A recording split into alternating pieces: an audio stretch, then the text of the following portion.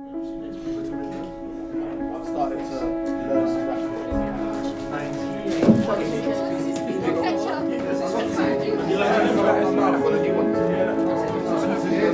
So today we're going to be talking about happiness, understanding what personally makes you happy, and how the right mental structures can influence your happiness. Obviously, everybody desires to be happy. It's one of those things that when you go through things in life, there are obviously things that are going to influence you negatively or positively. We're going to play a game called Who Drew That? And I want you to draw a picture. Don't put your name on it and don't put any words on it, but something that represents you. So something that you could draw that represents you. So let's say you was to be Vodafone or T-Mobile. If you was to have an image that represented you, what would it be?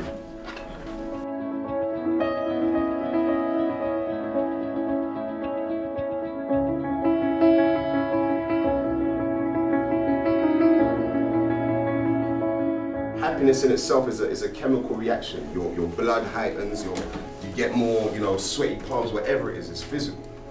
So that tells you that you can also do physical things to promote that happiness feeling. You want to feel happy, then you start doing things that respond to that happiness feeling physically.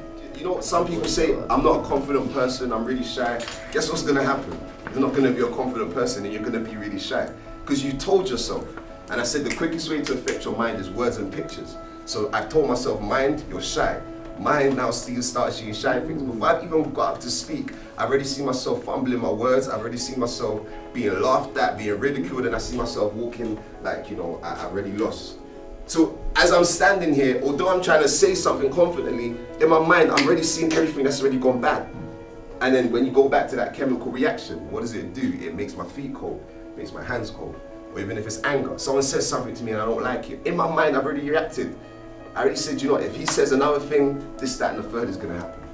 So it's no surprise that when they do say that thing, you react, because you've already pitched it in your mind. See, these things that we're talking about is really, really simple. You wanna be a confident person, you wanna be somebody that can speak in public, simply start telling yourself, I'm confident.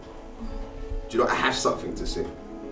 I'm gonna speak like I have something to say, I'm gonna walk like I have somewhere to go. I liked it, I found it good, because before I started it, well, when I first came, I wasn't really into it, really feeling it, but obviously I engaged and now I like it and I learned a lot from it. The session was great, it was wonderful. It was great the way the young people interacted.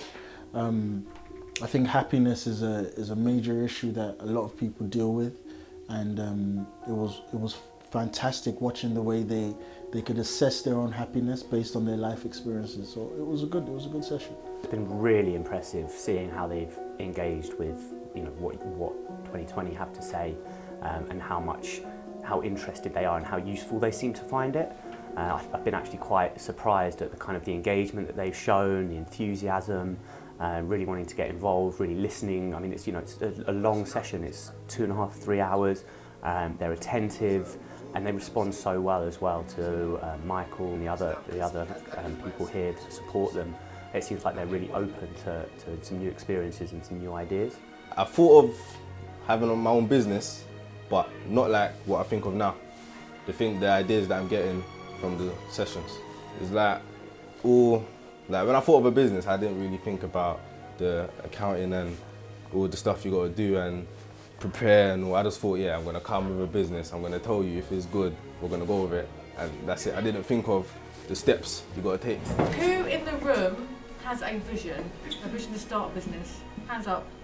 1, 2, the amount of pound signs that I saw in 6, 7, 8, 9, 10, 11, 12. What 2020 do is quite literally transformational. They take young people and install a sense of worth, a sense of value, a sense of confidence, and I have seen a dramatic change in these young people from the first Goldmine session through to where they are today. It's like seeing different young people who now believe in themselves, who have self-worth, self-value, that actually they can go out into the world and make a difference. I found today's session very inspirational, very enlightening, and sort of opened up my mind to the way I address things. I think what I gained from Goldmine the most is seeing that different people have different perspectives of what success actually is.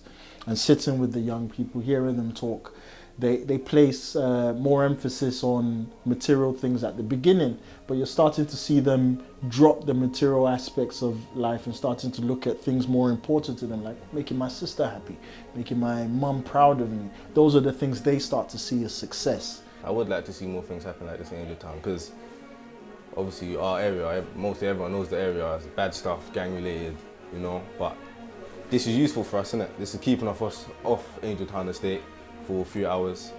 And yeah, you guys are teaching us knowledge and stuff, but like other groups, they're on more like taking us out to trips, like, I don't know, for example, ice skating, and that's not really doing nothing for us. But this, we can start our own business with this and eventually become successful.